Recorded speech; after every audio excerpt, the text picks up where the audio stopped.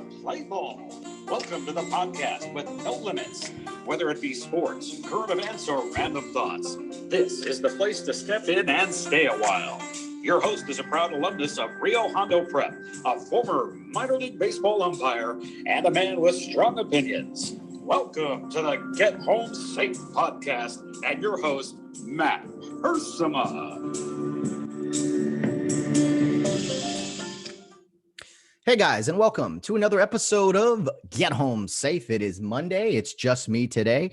It is Monday, May 10th. Yes, indeed. Sorry for the delay in getting out the podcast, but I've warned you guys before that Monday shows are typically coming a little later, not that early morning release like most of the other shows are. But here we are, regardless, after a busy weekend, a great night of boxing, Saturday night. Which we'll get immediately to, but I do want to say happy Mother's Day to all the mothers out there, the families. I hope everyone had a wonderful Sunday with their moms or honoring their moms in some way or another. And, you know, Mother's Day is interesting. I think it's all about being together, right? You know, moms, they don't get time away from the busyness out there, but I think they wouldn't have it any other way to kind of be around everybody. Although I'm sure there's some moms out there that just, I don't know, want to take the day for themselves and, I don't know, go to a spa or something, whatever moms like to do. But happy Mother's Day to all, and to the new mothers out there. I hope your first Mother's Day was a memorable one. Anyway, we had some family over. We cooked up some food, or Val, of course, did most of the cooking. I helped a little. I cut the bread and buttered it and did that kind of stuff, right? So I contribute any way I can as to the guys out there. I'm sure some guys are grill masters and could cook up things quite well. But, you know, if we're honest, we try to help in the kitchen with the ladies, but we do also try to stay out of the way. It's a fine line, right, fellas? It's a fine line. Anyway, let me get to some things here. First off, Saturday night, as I mentioned, boxing, Canelo Alvarez, a huge night for DAZN. If you have that channel, I've mentioned it to you guys before. DAZN is a subscription-based channel where you can get it for like a month for $20 or something. So that's kind of the pay-per-view aspect of it. Or you can pay like $100 for a year and get all the fights that they put on it. It's the best money I personally have spent being the boxing fan that I am. And just to know that you get all those fights, you don't have to, you know, purchase it weekly or whatever. So pretty good price. And I think in moving forward, they'll probably increase the monthly subscription just so that people buy the annual subscription. But a great night of boxing down in Dallas. Canelo Alvarez defeats Billy Joe Saunders by TKO at the end of the 8th round. Saunders could not continue after a vicious uppercut from Canelo Alvarez that actually broke his orbital bone, or a couple bones there in his cheek. And what was interesting is when Canelo went to his corner, I mean, he told his trainer, or maybe it was before the news was announced, that Billy Joe Saunders did in fact break a bone in there. Canelo said, yeah, I broke his cheek. I mean, I don't know how a fighter can feel it with the blow. That comes from experience, I'm sure. But how crazy is that? I don't know if you guys probably saw the highlights. I honestly thought a really, really good fight going in. It was full of drama, right? A big buildup. Billy Joe Saunders was undefeated. This is for the super middleweight title, or at least 3 of the belts. Canelo had 2. He won Billy Joe Saunders belt. So it was a unification fight. And, you know, Saunders haven't been previously unbeaten, 30-0, 14 knockouts. I mean, really proven fighter out of the UK. And I was really looking forward to this. I thought the fight delivered. I thought Canelo was kind of his typical self, kind of feeling guys out, you know, and Saunders got pretty aggressive. I thought Saunders won at least 2 rounds. Some people were saying, no, he didn't win that many rounds. What are you looking at from some of the broadcasters and such? But I thought Saunders put up a good fight, no pun intended. But Canelo is he's so sneaky. He's so quick. Every time Saunders kind of started to get some momentum and put some punches together, it was Canelo kind of, counter punching and recoiling and getting away from him. It was just really, really good fight. I mean, the introductions were kind of funny. Saunders getting booed there down in Texas because most of the fan base there was a big Canelo fan, right? It's a big Mexican following. He's probably the greatest athlete in Mexico history, I would argue, but I'm sure there's some other fighters and other athletes as well who are on that list. But he has I can't think of a guy that a country loves more than Canelo Alvarez. That's one of the things in fighting and boxing that I really like is there is that huge sense of national pride. I like seeing different countries fight each other because you do see the craze, the fandom, right? It's not just you're a fan of this guy. Hey, this guy represents us. This guy represents our country. And so you saw that Saturday night with Billy Joe Saunders with his British following, and then Canelo Alvarez with his Mexican following. 3 national anthems. I thought, I've been around baseball games where we've had multiple national anthems, and I think it was quite the show Saturday night. The long entrance, Canelo with the mariachi trumpets and the song and the dance, and Saunders kind of came out by himself, just kind of looked pretty confident.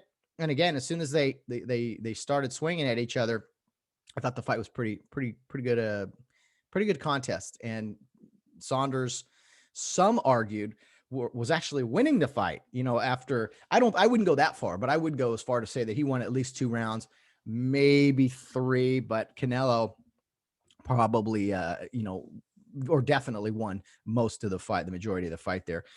So really, really good. And I hope you guys got a chance to see it. If you haven't, go check out the highlights or whatever. But Canelo Alvarez, he is worth the price of admission, man. Every time I see him fight, I learn something. I see, the sweet science that boxing is. So Canelo Alvarez, congrats to him. He improves to 56-1-2 on his stellar career. Saunders falls to 30-1, and hopefully he's okay because he did break some orbital bone in his cheek there. So his eye was swollen shut. He went to the corner. His trainer looked at him and they were like, "No, we're done. He can't." Because it was the 8th round where Canelo really took off and just absolutely put a beat down on Saunders. Absolutely. And I was saying to myself, sitting there, I was going, Canelo keeps trying to throw that uppercut every time Saunders gets close to him, right? And Saunders kept blocking it. But I'm like, man, if he lands one of those, if he's able to get under him and really thinking maybe it would be at his chin, right? But Saunders was like, he was getting low, he was ducking his head. So that's why the uppercut landed on his cheek there and cut his eye or swole his eye up. And I was like, there it is. There it is. I thought it would hit him in the chin and drop him, but he was able to. You could see he kind of stumbled around, and was not quite himself after that. And Canelo knew it. He knew it when he punched him. He said, "Yeah, I broke his cheek," but he knew it, and he started, revving up the crowd, and stuff you don't really see from Canelo. He's all business, right? But he started to hoop up the crowd in between attacks, and he could smell blood. He could smell it in the water. And that was all she wrote for Billy Joe Saunders. So congrats to Canelo Alvarez on now the three belt holder of the super middleweight crown. He's got one left. That's against Caleb Plant. I hope that fight happens here soon, but we'll see. We'll see when that happens down the road. But for now, hopefully it's September. Canelo apparently is scheduled, not scheduled yet, but all signs point to him fighting again in September. So I'm looking forward to that. Maybe Labor Day weekend or something. How great is that? Another Canelo Alvarez fight as football season is just getting started, college and pro. What a great time of year that will be, the end of summer, if you will. What was amazing about Dallas and the crowd there? I got to tell you, I was fired up seeing it. 73,000 people in attendance at Dallas, at Jerry World, AT&T Stadium's technically in Arlington, but that's a neighboring city there at Dallas. And what a sight, man. I don't know how you can see anything down in that little boxing ring when you're sitting up real high. I mean, you got the huge Jumbotron there, which is definitely a good, if you're going to have one there or have a boxing fight there, that's a good place to have it because of the huge screen. But 73,000 people there, man. It was awesome seeing it. I was like, yeah, enough of this 25% capacity crowds and places and things. No, full capacity, and there was a ton of people there. It was the largest indoor boxing event ever. There were some other fights in England that I think were like 80 plus thousand, 90 plus thousand before, but that again was outdoor stadium. This was an indoor event.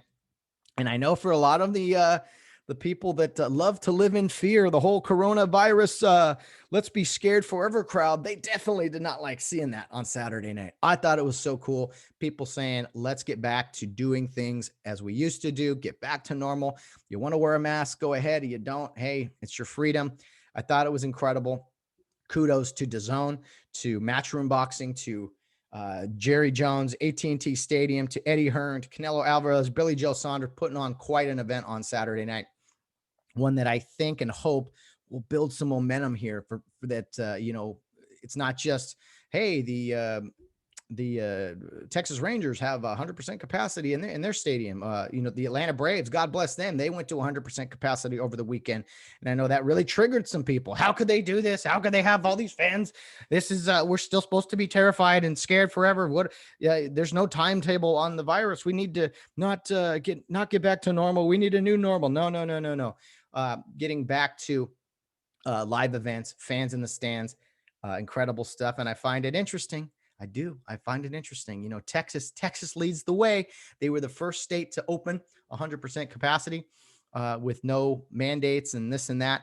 And they seem to be doing just fine. I'm sure someone somewhere is going to, oh, Matt, they have a rise in cases in this event in Texas. It was a super spreader. Well, you know what? I think people are they're over all of the lockdowns and the controlling of our lives. I think people want to make decisions for themselves, right? They want to, if they make your own decisions. I think we know how, if people act like, that's the funny thing I see. Well, how could you do that? Well, how could you go to an event like that with all those people? As if you don't fear like dying or getting sick. It's not like those people are just saying, "Oh, it's not going to happen to me," because yeah, it could happen to you. You could get test positive. You could, but they just don't. They refuse to live in fear over it. They refuse to live in to fear something that is 99. Okay, we'll round down 98% survival rate, and if you're young and somewhat healthy. I mean, this hysteria is just crazy. And what's sad to me is to see the people that try to mask shame you or shame you because you don't fall in line. You don't do exactly what the media says, whatever it is this week that you're supposed to, guidelines you're supposed to follow. I mean, I heard Fauci talking about how people couldn't celebrate Mother's Day and hug their moms and stuff. I'm like, what are you talking about? You're out of your mind, man, with some of this stuff. I mean, enough is enough. You want to wear a mask. You don't want to go anywhere, don't go anywhere. But you know what? If you want to go to a boxing, the biggest fight of the year in Dallas and join 73,000 people, by all means, go for it. God bless all those in attendance. And I'm sure, someone somewhere will be, oh, this guy got sick because they went to that event, because they went to this event. Well, you can't just lock yourself in a closet forever and not do anything because an asteroid might hit Earth or because you might get in a car accident. I mean, we can't live in fear forever. And it kind of got me on I'm going off now, but it got me to think about a few things. I don't like scary movies. Why? Because I don't like being scared. Some people love being scared. I don't go watch scary movies for fun. Like, that's not fun for me. Roller coasters, there's fear of heights. Okay, that is a little different because you get like an adrenaline rush out of it. But for me, like seeing a scary movie, that is not fun. Some people love scary movies. They love to be afraid. And I don't think it's related really. It's just an analogy because I do think we're in this world where people just want to be afraid. They don't want things to go back to normal. They love this stuff. This abundance of caution, as Dennis Prager says all the time. It's just nuts to me, man, that people shame others for wanting to live a normal life. Yes, there's a virus out there. Yes, it's out there. We know. You can't not know it. All the things you hear and see, and it's just. But how do you choose to react to it? I mean, are you gonna sleep stay under the covers forever. At some point, you have to live your life. And I was so excited, not just for the fight on Saturday night, but to see so many people that went out there and that aren't afraid. Because all you hear about on the media is, oh, we should be afraid, be afraid. Um, it's, I think people are fed up, and it's crazy being here in California that, for us, we not not all of us, we know that around the country, other people aren't living the way we live here in California. I mean, wearing, mask mandates outdoors, and you can't have sporting events. High school sports, thank God, just got going here in the spring. And other places around the country, they're like, no, we tried this. It's time to move on. Sure, there's risks, but there's risks in everything, right? So I was just so fired up to see the huge crowd in Dallas on Saturday night. And of course, there's people out there that are gonna try to shame everyone. Look at that super spreader. How could you do that? How could you have a big event like that? Don't you know people will die? Well, I'm not dismissing death. I never am. I've lost people in my life well before COVID, and unfortunately, death happens. Death, none of us are getting out alive, right? And now you have to protect yourselves and not do stupid things, but run, go play on the freeway or something. But you also got to live your life, man, and you can't continue to live in fear. I don't like scary movies, so I don't turn them on. And if you like scary movies, by all means, watch your scary movies. Be afraid. I'm not going to do it. I think it's time to take things to the next level here as far as living our lives. Okay, back to the Canelo fight. The official judges had it at 78-74 for two of them, and 77-75. So basically, through the 7 rounds that they judged, it was 4 rounds for Canelo and 3 for Saunders. One judge had it 5-2, which I thought was more accurate, but all 3 obviously had it in favor of Canelo, and with the knockout or technical knockout, that you obviously don't need the scorecards. But I thought it was a great fight, a great event.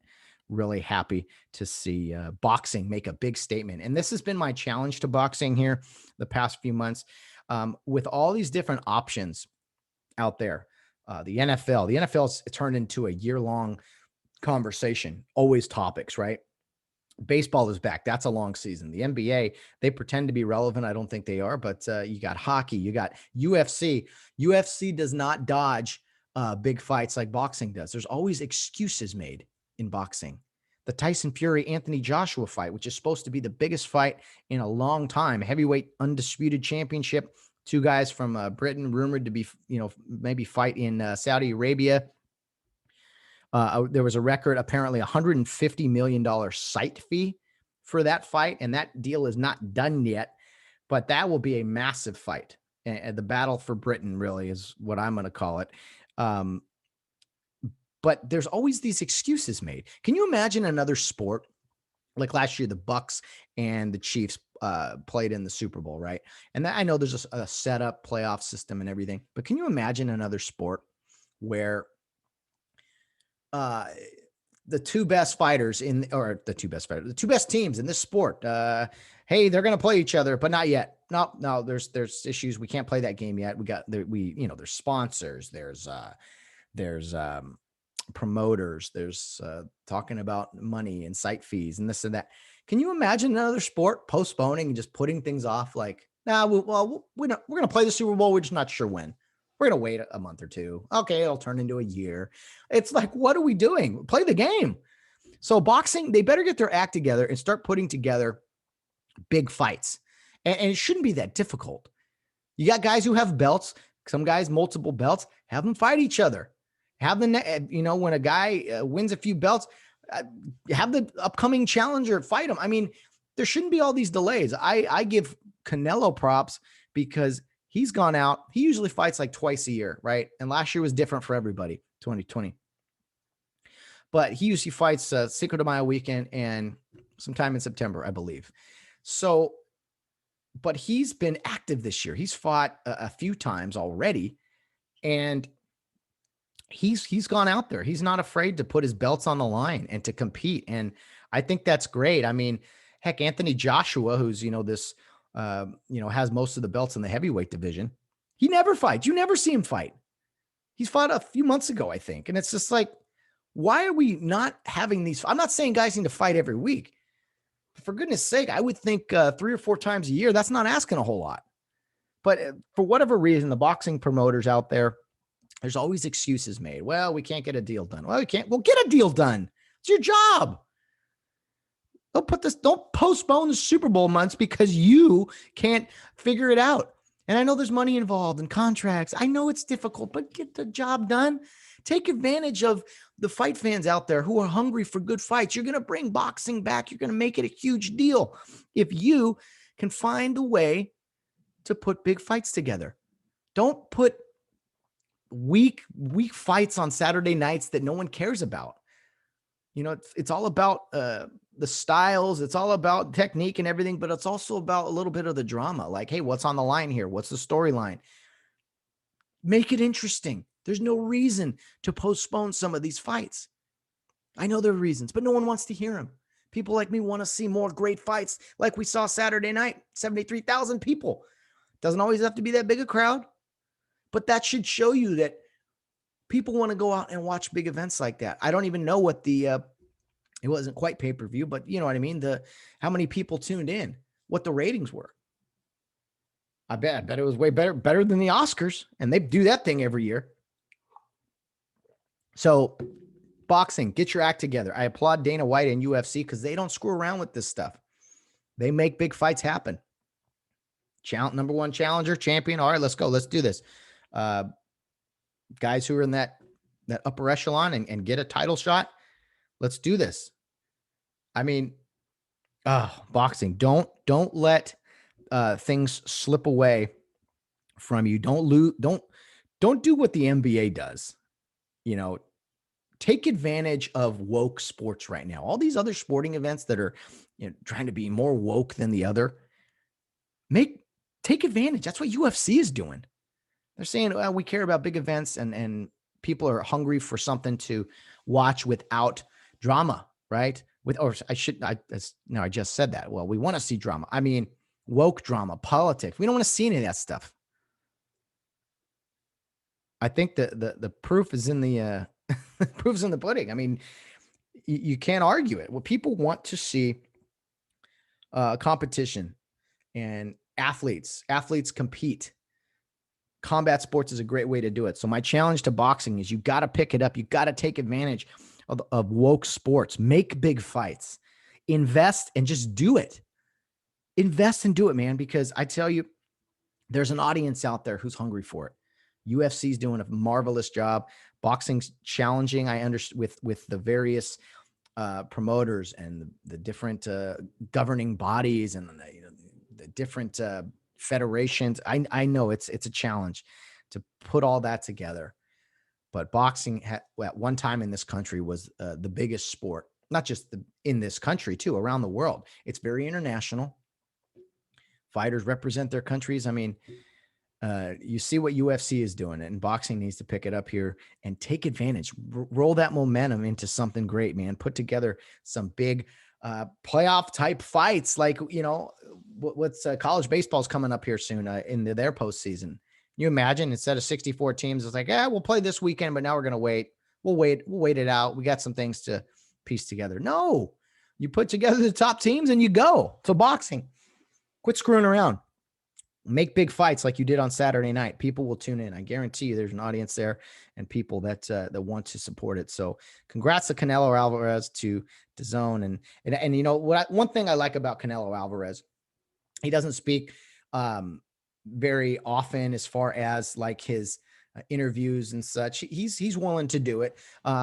English is not his first language, so he doesn't always speak English in his interviews and things. He uses a translator, which is, hey, that's where he's from. It's all good.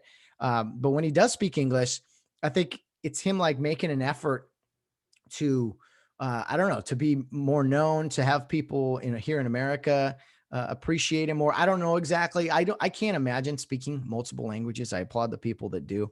It's an incredible job, to say the least. But Demetrius Andrade busted in his post press conference after the fight on Saturday night and basically wants to fight. He's like, "Hey, when are you going to fight me?" And Canelo started hammering him, mocking him really in English. And, he doesn't also give him this. He uses, he knows one English word very well and used it quite a bit in his berating of Demetrius Andrade. Basically like, "Man, why are you trying to take the spotlight from me? Like, I just had a big night. Like, who are you? Who, you're a horrible fighter. Like, I'm not wasting my time with you," and a few other expletives. But I like that Canelo is kind of this calm, cool, and collected guy. He, pre-fight and everything, he doesn't talk a lot of trash and this and that. He's a pro, but even pros can get pushed to an extent like Saturday night in the presser where, you know what? Hey, I'm the man. Like, I'm the man. Like, he stood up for himself and talked trash right back. And, he doesn't do it often, but when he does, he comes through and delivers a big punch, no pun intended. So I like the way Canelo carries himself. He's a true pro. And, one of the great things with fighters is kind of, them running their mouths and everything. And that's just part of the sport, which is what's great about it. But there is something to be said too for the guy that just handles business, right? Guys that shows up, carries himself, with confidence, but not arrogance or cockiness. I think it's a fine line, and I think it's something Canelo Alvarez does the best in the business. So that's the last I'll say about him and the fight Saturday night. Congrats again. Looking forward to watching him fight again, and looking forward to another huge event hopefully soon here. The rumor is Allegiant Stadium, is that what it is, in Las Vegas? Hopefully, the new Raider Stadium, to fill that sucker up with a boxing fight here in the next few months. So I think that would be one big party there in Las Vegas. All right, let me bounce around here. Let me see. I mentioned it, the Braves at 100% capacity. I think that's awesome. They're really the only team down there in the South outside of the Florida and Texas of the world. So a lot of Braves fans for that region of the country have that option now to go to Braves games at 100% capacity. I think it's great. I follow Outkick the Coverage, right? I mentioned that often, and they posted something on the sports writer Peter King. He, of course, had to comment on how awful and terrible it is that there's 100% capacity attendance at a baseball game, saying something like, "Nothing to see here, 500 something thousand deaths." So, I mean, like I said, I mentioned it already. Some people love the idea of being scared, being terrified, of not wanting people to live their lives and wanting to control them. And I do not believe that here. I believe that if I believe in freedom of choice, getting out there and doing what you want to do. So, yeah, congrats to the Braves. I hope more and more teams continue to open up, because I turned on a Yankee game on Mother's Day and I flipped it on. I was like, oh man, there's nobody there. And then I realized, oh yeah, we still have these draconian lockdowns in attendance measures in some of these states and such. So that was really weird to see. But hey, Texas is open, Florida's open, the Atlanta Braves, they opened up. I mean, hey, hopefully you want to talk about shaming people, shaming states. Maybe if more states open, more cities open up their attendance and everything, that it'll show just how ridiculous places like California are, even though they say, oh, California's going to open next month or whatever. Yeah, I've heard that before. Okay. Congrats to the Braves. I talked to you guys about football over the weekend, some playoff football, that is, and two semifinal games in the FCS division, also known as Division 1AA. The two games were played on Saturday to determine who would be playing in the national championship game. And honestly, the first game was a blowout. The second game looked like it was going to be a blowout and then turned into one heck of a comeback. So I will read to you quickly a little info on the games. South Dakota State dominated Delaware 33-3. That game was the early game, at least here on the West Coast. And, really not much fun to watch. First quarter was semi-close, and then the second quarter, South Dakota State put up 20 points, and that was pretty much it from there. So congrats to South Dakota State, the Jackrabbits. I like that unique mascot name, kind of like who else is that? Long Beach Poly is the Jackrabbits out here in SoCal. But South Dakota State advances to the national championship game. And one comment on that game, I was incredibly happy for a few individuals who were on that game as officials. Head referee Scott Root, who's been on this podcast before a few months back, he was the referee on that game. Ben Sheffers, Juan Cardenas, and Brian Beck, all guys from out here in California. And my very good friend, a big mentor of mine in the officiating game, Rich Hanna was on the game, trying to get him on the podcast here soon. So maybe he'll tell us about that experience, even though it was a blowout. And there were some other guys on the crew from like Washington and Utah, but a very California heavy crew that worked that national semifinal, a big assignment for those guys. So huge congrats to them. For people that don't know, like officials out there, anytime you get assigned a big game, that's a level of achievement. It's not quite the same as teams, playing through the playoffs and getting to a championship or a semifinal in this case. But it is rather special for officials to be selected to work pretty high level games.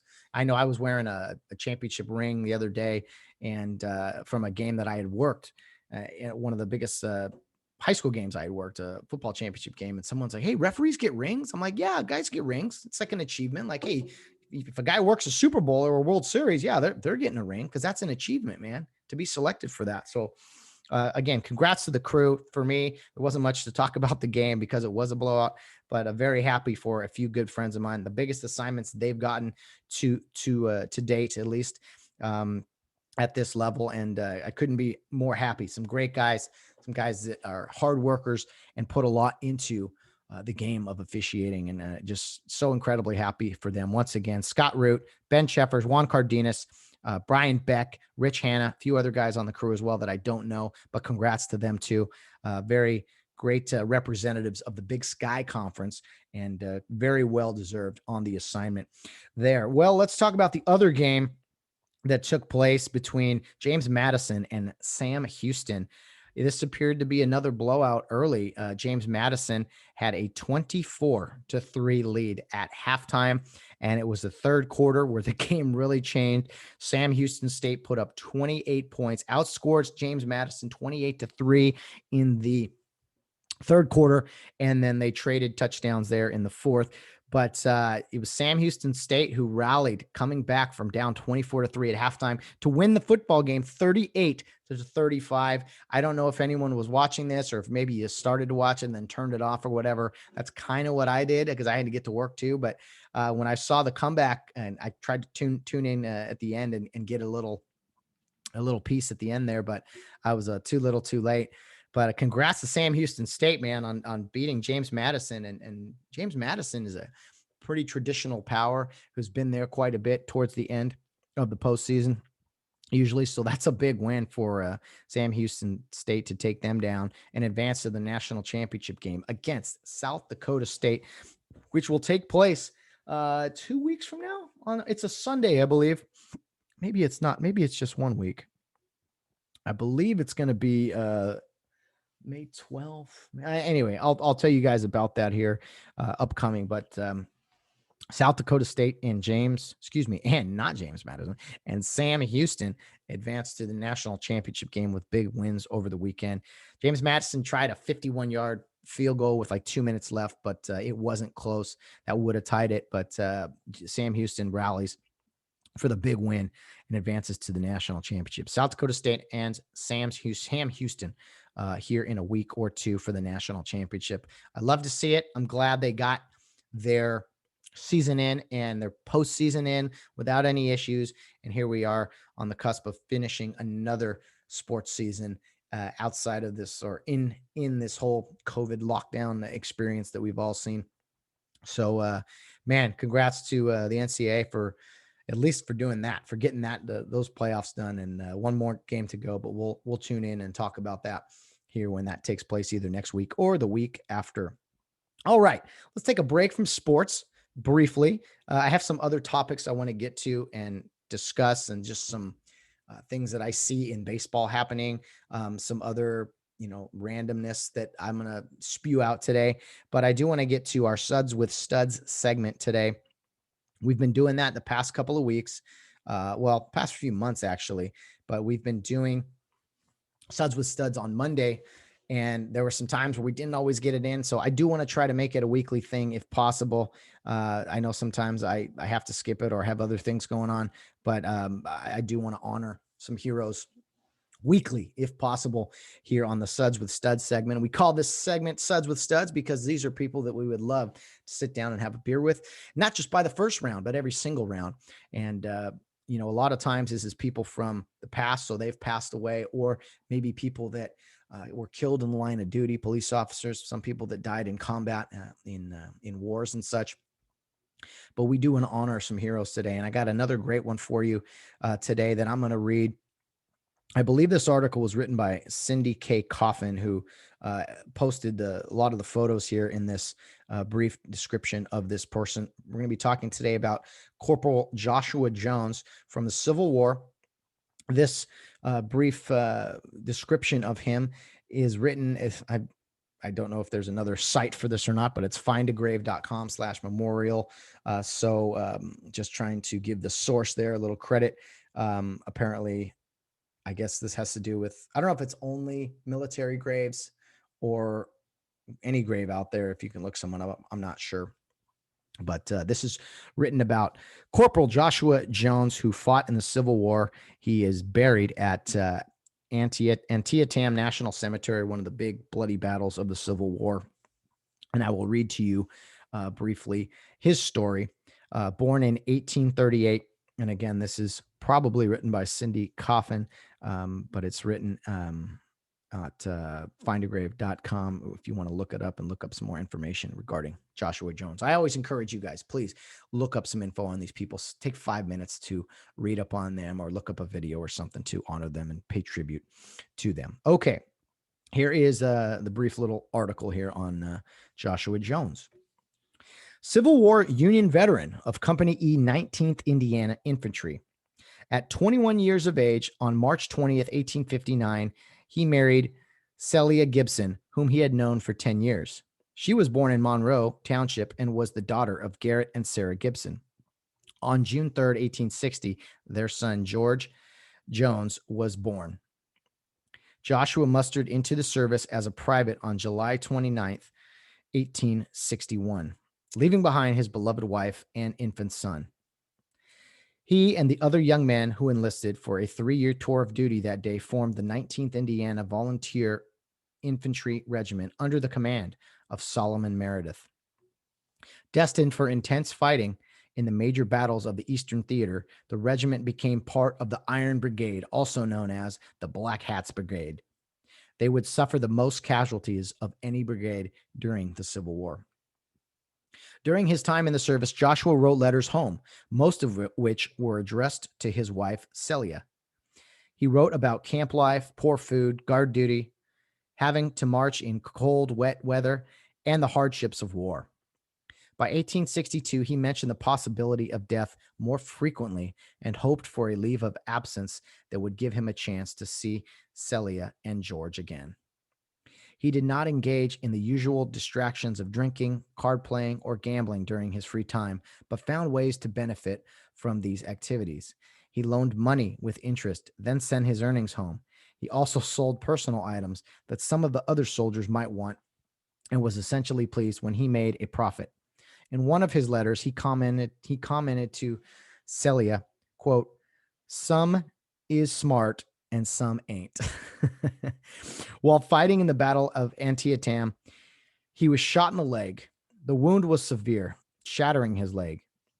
He was left without medical attention for 2 days, a captive of the Confederates. When his comrades could finally reach him, he could not bear to ride in an ambulance.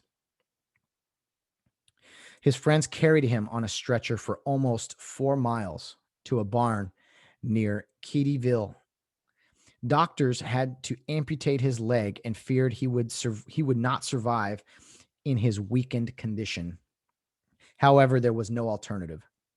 The leg was amputated, and Jones died on September 28th. He was laid to rest in the Antietam National Cemetery at Sharpsburg, Maryland.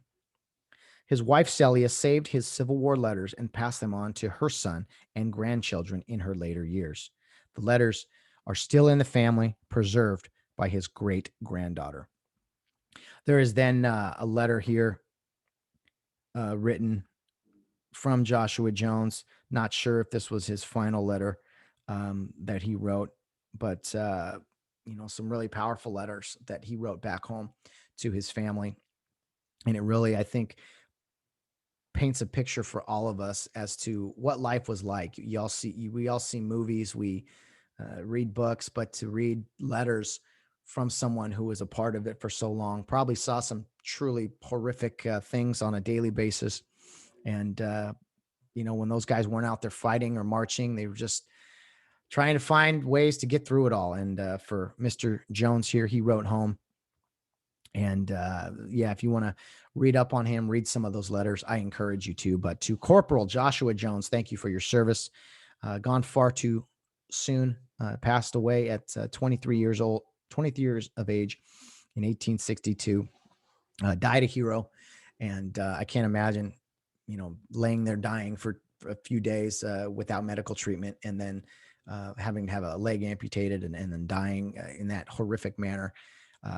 So sad, but unfortunately, one of many people from that era who went through a similar fate, unfortunately. So to Corporal Joshua Jones, I salute you, sir.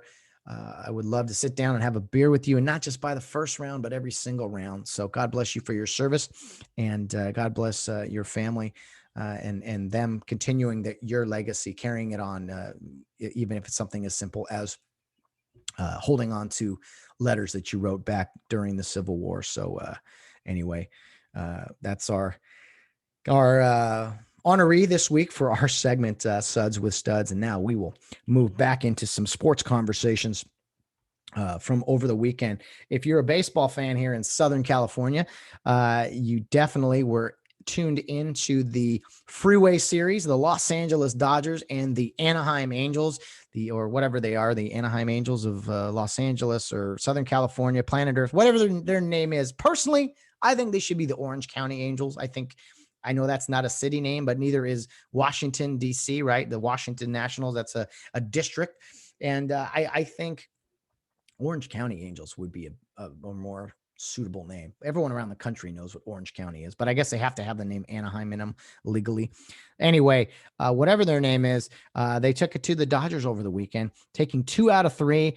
And I know what Dodger fans are going to say. All the Dodger fans, well, yeah, we're World Series champions.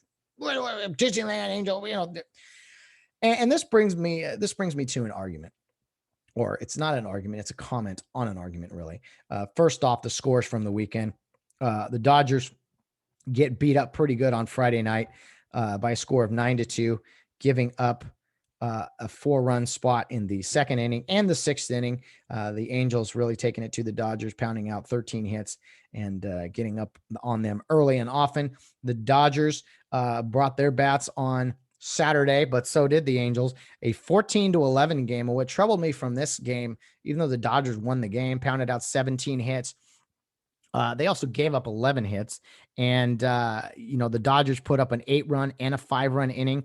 But it was later in the game, the Angels coming back with a 4-run inning in the 6th and a 7-run inning in the 7th. So even in a win, the Dodgers, very troubling, just can't quite, I don't know, can't play a complete game, if you will, which is very troubling, especially on the relief pitching side of things. But yeah, Kershaw got the win and pitched really well. And then the bullpen took over. We know how that goes. So the Dodgers were up, let's see here, 13-0.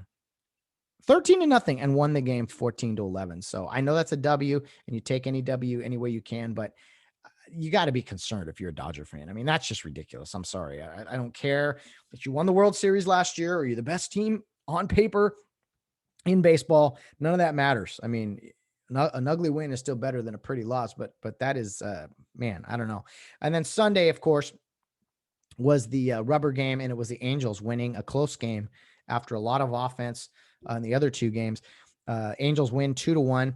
All the scoring was done in the third inning. One run for the Dodgers on a Chris Taylor single.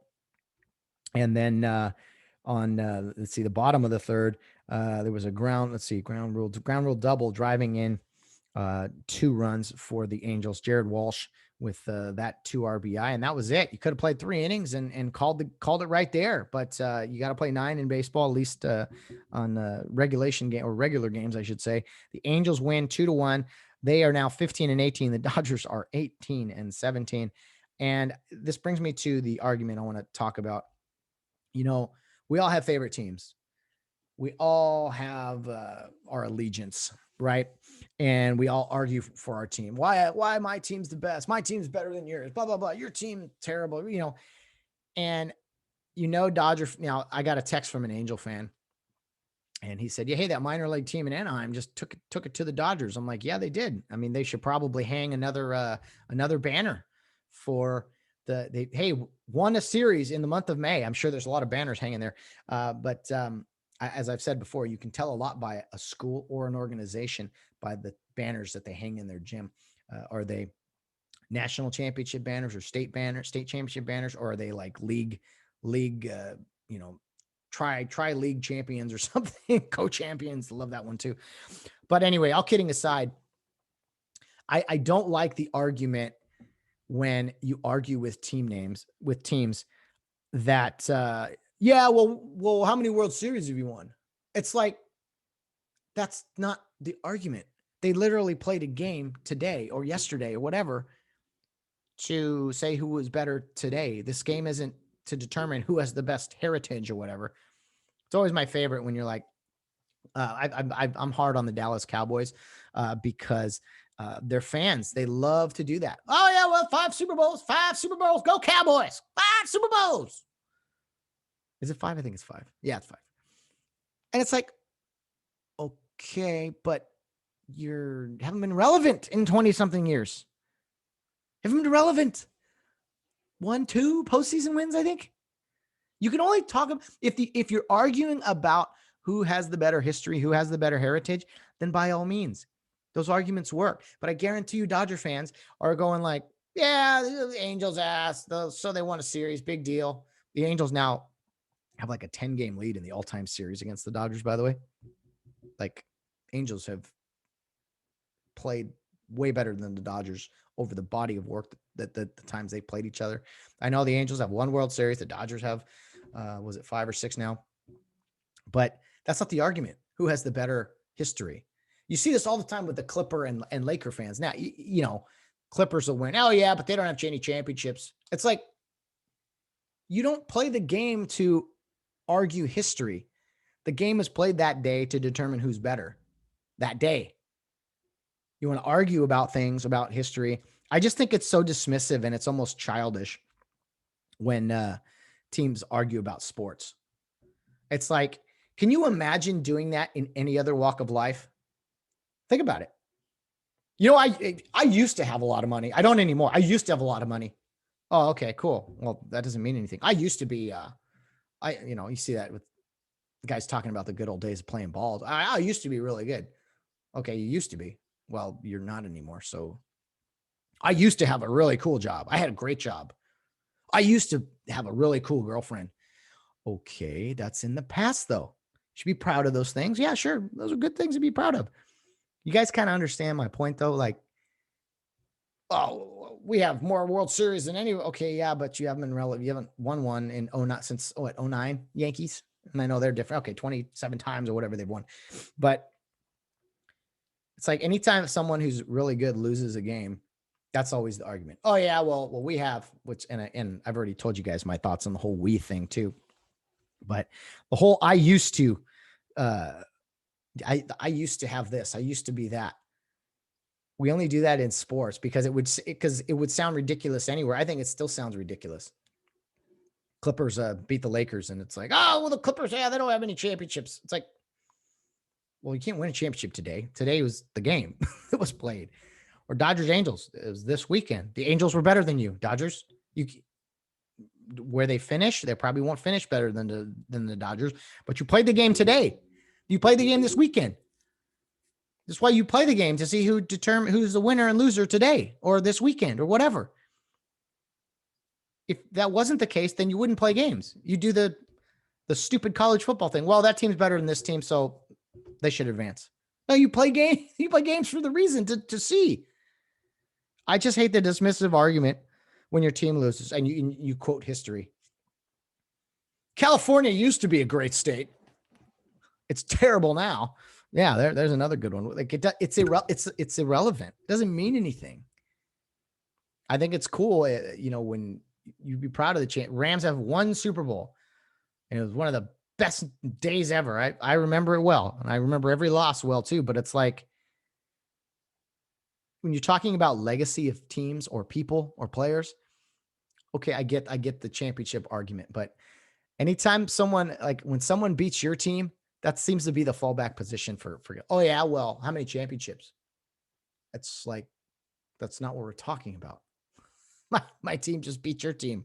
They literally played a game to determine now, not history. But you see that with a lot with Laker and Dodger fans.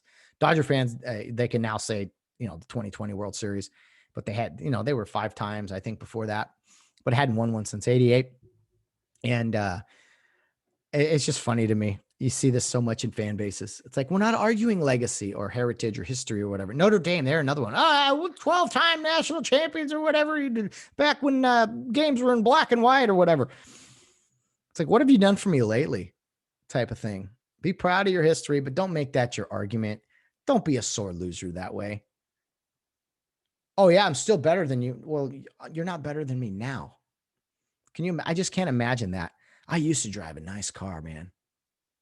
Okay, well, you don't anymore. It's time for a new car. Anyway, the whole deflecting thing, that is just crazy. Okay, two topics I want to discuss. I'll do the first one first. Okay, I've been driving Uber and Lyft more now, right? Since I got back to work, and I do it like to and from work. I used to do it full time and it about killed me, but I still get some Uber stories or some things as I'm driving around strangers that I, want to talk about. And man, let me tell you, there's multiple ways to get a low rating as a passenger. Had some girls they were going out on Friday night or something, but they were just loud. I mean, shouting loud. And I know everyone has a little bit to drink or whatever. They get a little crazy, but you still got to carry yourself accordingly. And people forget that you're in someone else's car. There's just a lack of respect. And then the topics of conversation too. That for, at least for me, I don't know how other people do their ratings and such, because you always have to rate the passengers, 1 to 5 stars. And most people are 5 stars because there's no issue, no drama. But man, these girls got in the car and they were loud. And then their topics of conversation were unpleasant. And I'm like, it's not 5 stars. I'm sorry. I gotta knock you down a peg or two. So when you get in someone's car, it's an Uber or Lyft. I mean, number one, keep your voice down, and keep in mind, some discussions aren't for everyone's ears, we'll say. So I'm going to keep you guys posted on maybe some bad Uber, and I do Lyft also, Uber and Lyft driving experiences. I don't have that many, honestly, because most people are great. So people always ask, what's your worst experience? And there's not a whole lot of them. But man, I just think we forget how to carry ourselves sometimes. Like, I don't know if it's a young person thing or what it is, this sense of entitlement. Like, I paid for an Uber, so I can act however I want to act. No, you can't. So I've said this before on the podcast. I wish there were ways to rate every other aspects of our life, right? The grocery store line, the drive-through window. And I know you can go on Yelp and do that stuff, but like just a quick instant, hey, 5 stars, 1 star, what am I, boom. So how to get a low rating in Uber, just by not being aware that you're in someone else's car, being too loud, and talking about subjects that maybe aren't for everybody's ears. Anyway, another thing, now that things are opening up more and more, Going out versus staying in forever. And it probably had to do with the fact that I was living at, my dad's house. There's no knock on him. I love him. And I love him and my brother and my mom when she was around too. And like, living with family, I think you do have this urge to go out more, go out to eat, go out to meet a friend for a drink, go out to do anything really. But going out versus staying in, like Sunday, we stayed in, we cooked up a bunch of food, had some drinks out, had a great time. And I don't know, I used to be, well, when I'm on the road, you don't really have a choice, right? When I was umpiring, you don't have a choice. You're out, you eat at a restaurant because you don't have a choice. I mean, you could try to cook something in a hotel room, but that never goes well if you have, if you have a stove and stuff, which usually you don't anyway. So I have found that I enjoy staying in versus going out. I don't crave that. Like I applaud people that are doing it now, especially after all this lockdown and everything.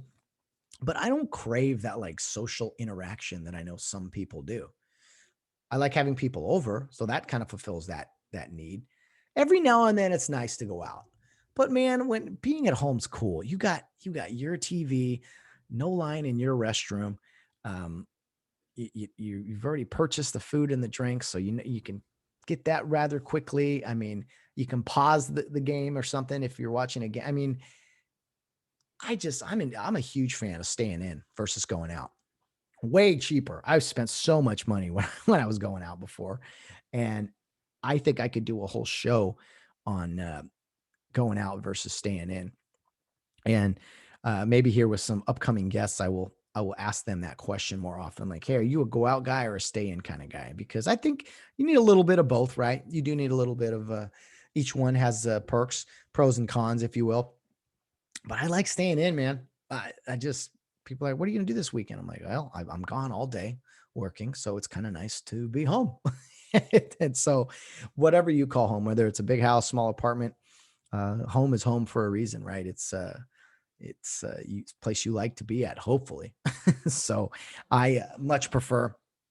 Some people go out in the afternoon. The retired folk, they like to maybe go get a slice of pizza and a beer in the late afternoon or before the after work crowd or whatever. Or some people like to go out to happy hour on a Tuesday night or something. And some people love going up to some club or a bar on a Friday night. Like, I don't know. I'm not against any of those things, but I just much prefer being home, watching a fight, watching a good movie, um, maybe just having some music on and chatting with friends who are over. Or, I mean, it could be anything, but I enjoy being home and staying in versus going out. It's like that's like the whole concept of going to a game versus watching the game on TV. Trust me, there's times I want to get to a game. I want to be there. I would have loved to be there in Dallas on Saturday night just to say I was there. I was in the building, right? Even though you're probably not seeing much, you're watching it on the Jumbotron more than anything. Sometimes it's cool knowing, hey, I was there. I was there at that game. It's not as cool to say, I knew where I was when I was watching that, at a friend's house or whatever. And we had a barbecue, and no, it's cool to say, oh, I was there. I was there at that game. But yeah, staying in versus going out. I don't know. Let me know your guys' thoughts. What do you prefer? If you do like going out, what are you looking for? Is it to be around other people? Is it to people watch? I mean, it's just to meet other people. I don't know. For some people, they love that whole social aspect of it. I never really did.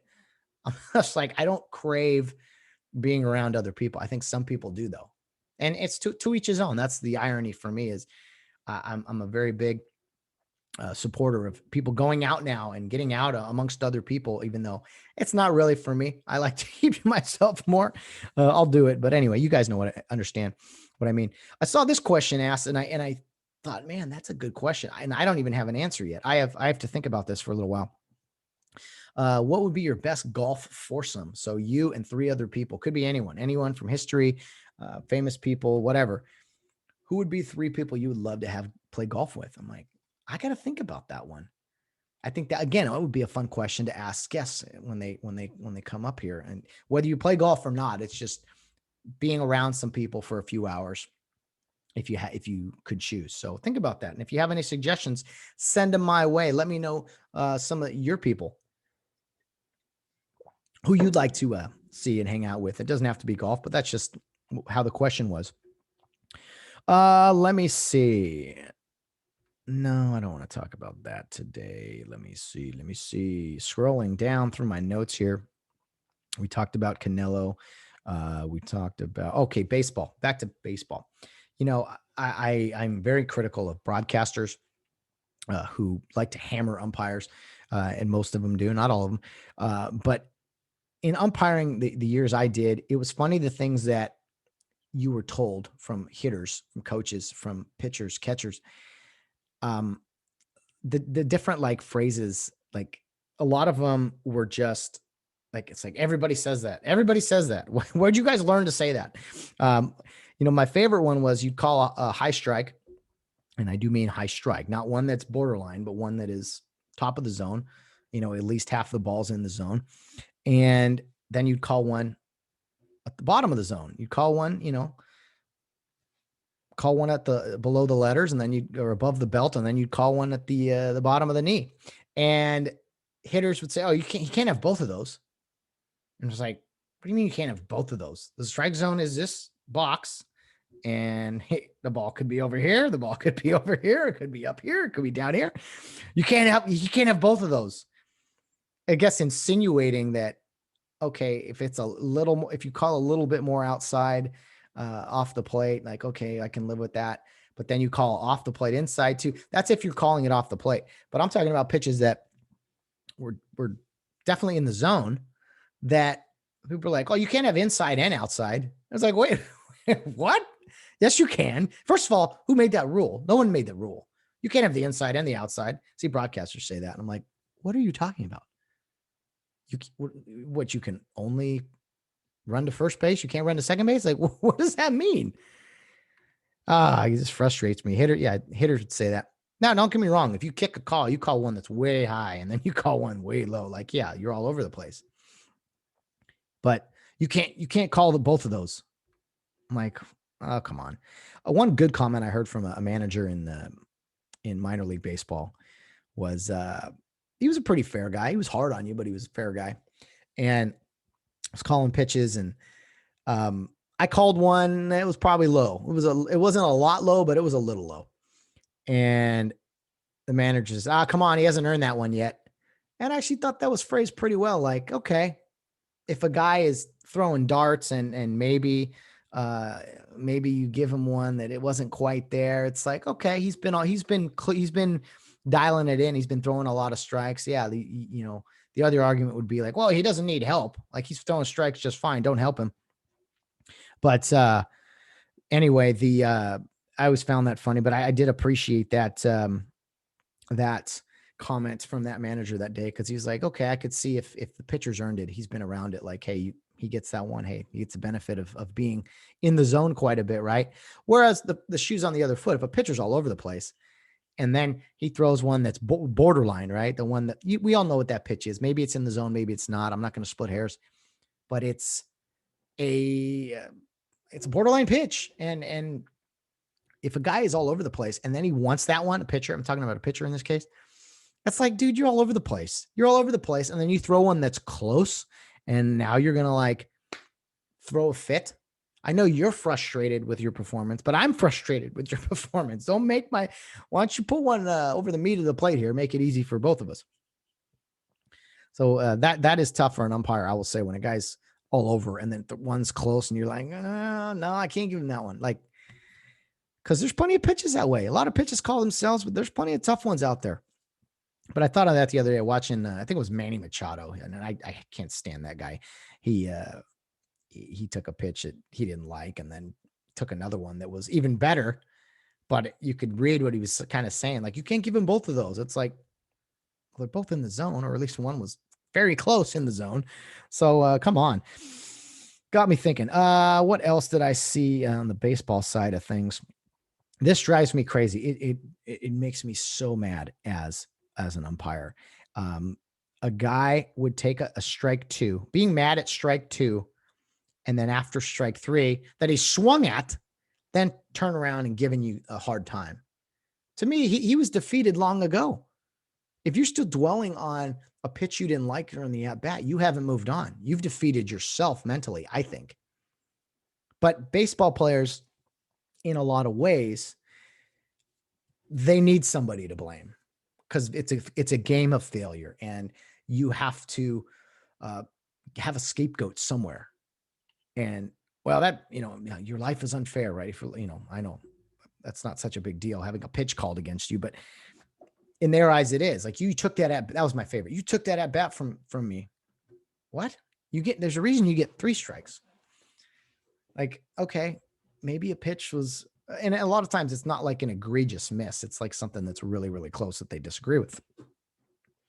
But I used to hate that. Oh, you gave him strike 2, and that's why I struck out. No.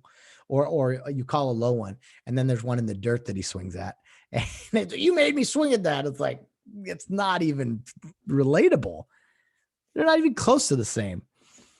So anyway, I cannot stand that. I see that all the time with batters, that exchange, and people don't understand how often that the hitters and umpires talk. Catchers too. You can't see them because they never turn around, which is how it should be. But a lot of times, hitters just asking, "Hey, is that the top of the zone? Hey, is that the bottom? Hey, is there a little bit more there?" Stuff like that. But yeah, you hear those other ones too. Hey, you made me swing at that. I didn't make you swing at anything. I called a pitch that was nowhere near what you just swung at. But so your argument is false. Let's see here. So I talked about capacity, crowds, and everything. College baseball is wrapping up here soon, and we'll be in the postseason, I think, in 2 weeks.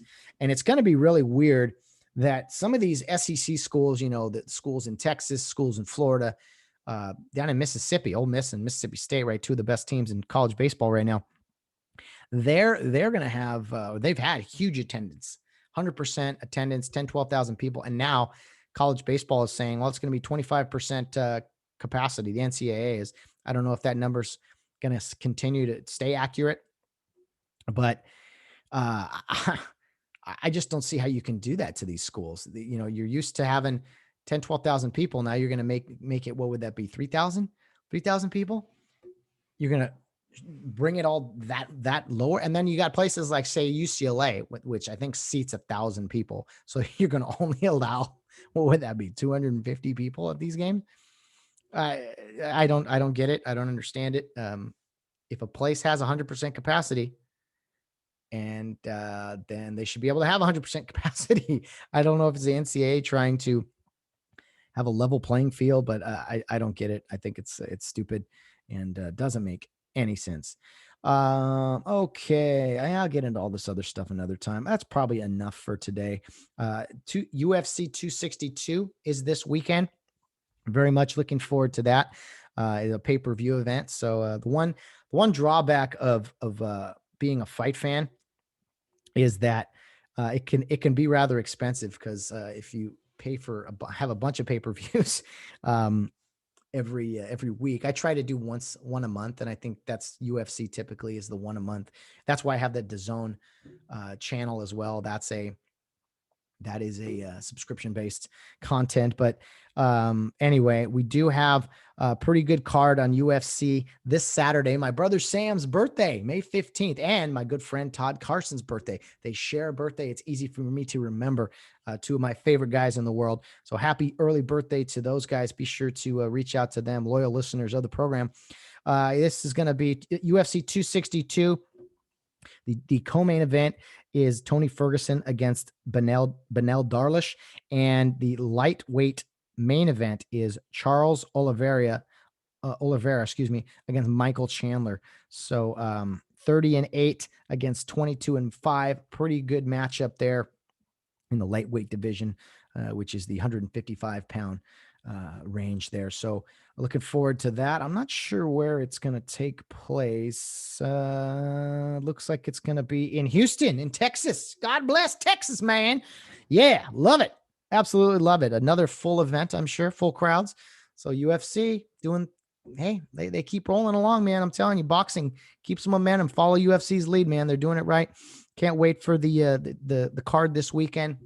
Hopefully can get off work and get home in time to at least see the co-main event and the main event. That is my goal. It costs a little money, I know, pay-per-view, but hey, I gladly support great run organization like UFC and the great leadership of Dana White. One other thing to look forward to this week, May 12th, which is Wednesday, the NFL schedule will be released sometime in the evening. I believe they're doing a special on the NFL Network and everything. So most people, your teams, you know who you're playing already. It's just what time of the year, obviously, what days, that we can kind of plan our calendars accordingly for the upcoming fall season. Remember, there's an added game this year. So 17 game season, first in NFL history. That they were playing more than 16 regular season games. So that is something to be excited about. I can't wait for the Rams schedule to be released on on Wednesday. Man, I'm all over. On Wednesday, as well as all the other teams, because I'm crazy. I pull out my calendar. I write down all the Monday night football games, the Sunday night football games. I start maybe planning a road trip that I can go watch the Rams at. Sam and I 2 years ago went to Dallas to see AT&T Stadium in Jerry's World, which is one of the best trips, one of the most enjoyable Rams losses I've ever experienced. So keep an eye out for the NFL schedule release on let's see here, Wednesday. Man, I did it again. Sorry, it's been a long weekend. It's been a long Monday morning, piecing everything together. I got to get off to work now, and there's a lot of things to get done here. And I'll be recording with Bill Barnes our episode for Wednesday. We're going to record that on Tuesday. So if you're listening to this Monday, then you kind of know where we'll be at. But Tuesday with Bill Barnes, I will record. So get those questions or content suggestions or comments in before I record with Bill Barnes tomorrow. But we will send you a friendly reminder on the little appetizer show Bill and I do on Facebook Live. I'm trying to do more Facebook Live videos when I want to talk about something that is kind of like, I don't know, recent current breaking news or something. That way I don't have to do a whole podcast episode on it. That's why I did the NFL draft stuff, talking about the Rams specifically in a Rams fan group page that I created. And so more and more content here from the Get Home Safe podcast. I appreciate all you guys. Thank you so much for joining us, not just today, but all throughout this process, all the different episodes we've put out. I had some other things I wanted to get to today, but I think that's enough for now. I'll save some of those for our conversation with Bill Barnes on the weekly Wednesday weigh-in. Reminder, guys, to subscribe to the podcast, not just wherever you listen to your podcast, but also YouTube. Most episodes are going to be on video now. So that's just a fun option for you guys. And I do want to tell you about our Friday guests. We're going to be joined by the executive director of Care Youth League, John Martin. He's also a board member for Pasadena City College and is the chief financial officer for Minuteman Transportation, a company I used to work for in my college days. So fun conversation with him, talking about the future of Care Youth League and, going down memory lane a little bit too. So be sure to join us on Friday for that conversation with Mr. John Martin, a really friendly guy. I teased him. I told him, you remind me of Tim Kirchin from Baseball Tonight. He has kind of that same voice and demeanor. But anyway, fun conversation on Friday with John Martin that I hope you guys will join us for, or whenever you get to it. And what was last Friday? We had a great episode with Mike Kearns, went almost 2 hours, my former basketball assigner. That was a blast, and got some great feedback from that episode. So thank you to all who listened or watched it on YouTube. And I promise you guys that we're going to continue to do more and more video because you guys seem to like it. And it's one more step, one more thing to do. But hey, that's part of running the show here, running a podcast. You got to put the time in, got to put some hard work in. So looking forward to all the great things here upcoming for the Get Home Safe podcast. NFL schedule release Wednesday, UFC 262 on Saturday, and we'll be back on Monday to recap all of those and other sports stories, as well as some other randomness, weird topics I like talking about, just daily life stuff, whether it's Uber driving or just living here at the house and interactions at work, whatever. It could be anything. So that's what today was, Monday randomness and some sports stories. Angels take 2 of 3 from the Dodgers. Canelo Alvarez, gets that third belt in the super middleweight division. And Sam Houston and South Dakota State will be playing for the Division 1AA FCS National Championship game in football in a couple of weeks. So plenty of sports stories recapped and hopefully many more here upcoming in the future. Guys, have a great week. Be sure to join us Wednesday for the weekly Wednesday weigh-in with Bill Barnes, and then our Friday conversation with John Martin. Hope you will tune in for all that, or at least get to it at some point, right? That's the beauty of the podcast, is it never goes away. So thanks for all the support, guys. Hope you have a wonderful week. And guys, as always, no matter what you're doing, whether you're out on the town or around in third base, get home safe.